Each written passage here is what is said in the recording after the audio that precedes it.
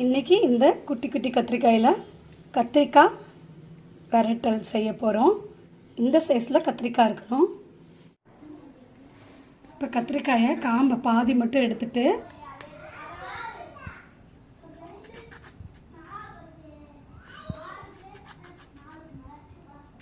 இந்த மாதிரி எல்லா கத்திரிக்காயுமே 4ஆக கட் பண்ணி நம்ம தண்ணியில் சேர்த்துக்கலாம்.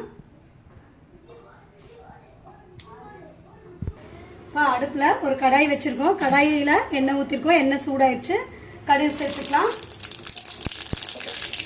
கடுகு பொரிஞ்சதும் வெங்காயமும் கருவேப்பிலையும் சேர்த்துக்கலாம்.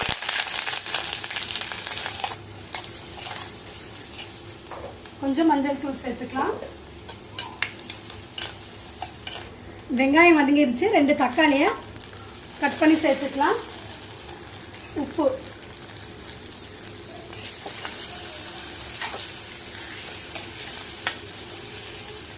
ரெண்டு நிமிஷம் சிம்மிலேயே இருக்கட்டும். நாம் அதுக்கப்புறம் கத்திரிக்காய் சேர்த்துக்கலாம். நான் ஏற்கனவே இந்த கத்திரிக்காய்க்கு தேவையான பவுடர் ரெடி பண்ணியிருக்கேன். இதில் கடலைப்பருப்பு, உளுந்தம்பருப்பு, சீரகம், வெந்தயம், வேர்க்கடலை, எள்ளு, கொத்தமல்லி, கருவேப்பிலை இதெல்லாம் ட்ரையாக வறுத்துட்டு பவுடர் பண்ணியிருக்கேன். இதுவே தான் நான் புளி சாதத்துக்கும் சேர்த்துக்குவேன். இப்போ இது கூடவே 2 பத்தை தேங்காய் பொடியாக கட் பண்ணி சேர்த்துக்கலாம். இப்போ ஃபஸ்ட்டு தண்ணி ஊற்றாமல் அரைச்சிக்கலாம். அதுக்கப்புறம் தண்ணி சேர்த்துக்கலாம். காரத்துக்கு தேவையான மிளகாத்தூள் இதில் சேர்த்துக்கலாம். இப்போ கொஞ்சம் தண்ணி சேர்த்துக்கலாம். தண்ணி சேர்த்துட்டு நைஸாக அரைச்சி எடுத்துக்கலாம். இப்போ தக்காளி நல்லா வதங்கிருச்சு. நாம இப்போ கத்திரிக்காவை சேர்த்துக்கலாம்.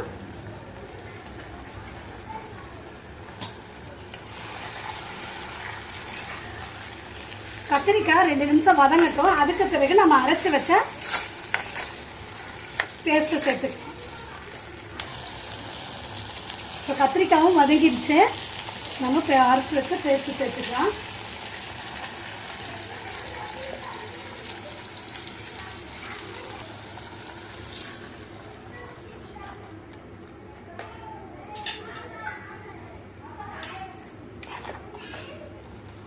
இந்த மிக்ஸி அலசின தண்ணியே ஒரு டம்ளர் சேர்த்துக்கலாம். நம்மளுக்கு கொஞ்சம் பெரட்டின மாதிரி வேணும்னா தண்ணி இது அளவு போதும். உங்களுக்கு குழம்பு மாதிரி வேணும்னா இன்னும் கூட கொஞ்சம் தண்ணி சேர்த்துக்கங்க. இப்போ இது இந்த பச்சை வாசனையெல்லாம் அடங்கட்டும். கத்திரிக்காயும் வேகட்டும். மூடி வச்சிடலாம்.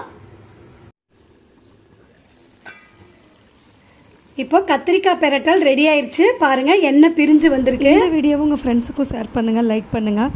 புதுசாக என்னோடய வீடியோ பார்க்குறீங்கன்னா கீழே இருக்கிற ரெட் கலர் சப்ஸ்கிரைப் பட்டனை கிளிக் பண்ணிவிடுங்க. நன்றி.